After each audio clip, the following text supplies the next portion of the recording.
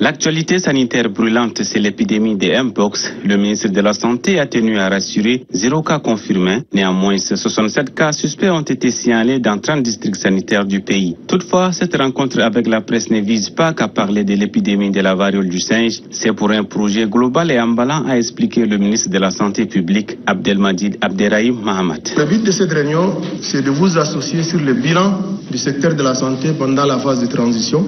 Tout le monde pensait qu'on allait échouer pendant la phase de transition. Mais je crois que c'est une des transitions la mieux réussie en Afrique. Et malgré tout ça, avec les immenses défis multiples et variés, nous avons quand même des données probantes notifiées au niveau international. Donc les journalistes qui sont dans cette salle, je voudrais vous rassurer que notre système de santé, il est résilient.